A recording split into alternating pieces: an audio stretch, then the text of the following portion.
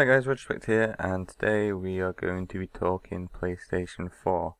Now, a lot of you will know that it was E3 last night. Microsoft had their conference, EA had theirs, and Sony had theirs later on in the night. It was too late for me to watch it live, obviously. It was free, about 2 or 3 in the morning UK time, but I did check everything as soon as I got up, and I'm going to give the details to you now. Now, the first thing we'll talk about is the price. The price will be £349. Now, most notably about the price is that it is £80 cheaper than the Xbox One, which is interesting. I'm sure they're going to justify it by the fact that they've got a camera that watches you sleep, things like that.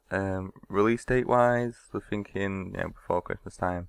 There's nothing specific, as to say. They're probably going to be looking at each other and deciding who's going to get it out first, things like that. It's definitely going to be disc-based games. There's going to be no sort of checking in online to make sure you can play and all weird things like that, which I don't really understand at the moment.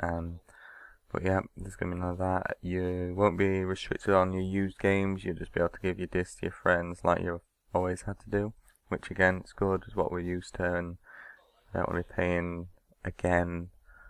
So my friend can play. It just seems odd, and it's just off-putting to the, for the neutral market. People look at it in a way, oh, well, I'm about to learn games, Why would I want that console? Obviously, Xbox fanboys are Xbox fanboys. They're gonna get Xboxes, and the same with PlayStation.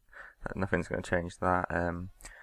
Now, next thing we're going to move on to a few games. First one I've looked at is Destiny, which is sort of an MMO FPS set in the future. You can jump into battles with your friends, fighting all sorts of weird stuff, but it does look pretty good game. The Order, again, Order 1866, this caught my eye.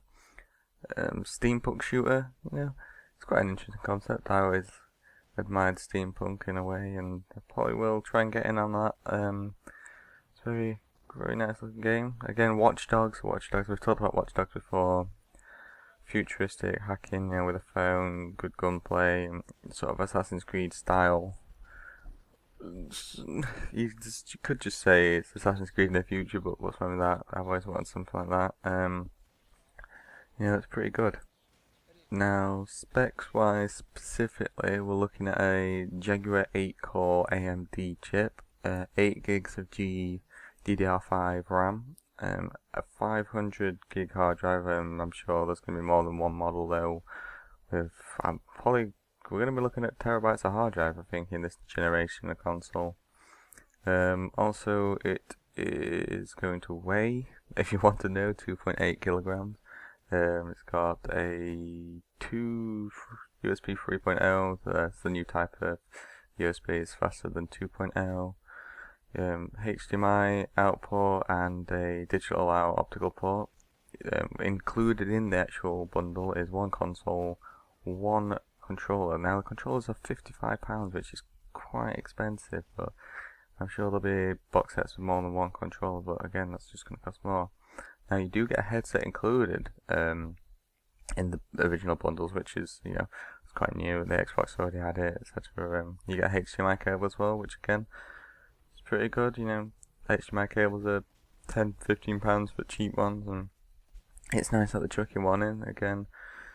Trying to look at people that are the neutrals and think, oh, you already get this, that, and other with it, and that might make people more inclined to buy it. So that is pretty much everything I've got for you guys. I hope you've enjoyed the video. Be sure to leave a like if you have. Post a comment if you've got any opinions on the console. If you're an Xbox fan,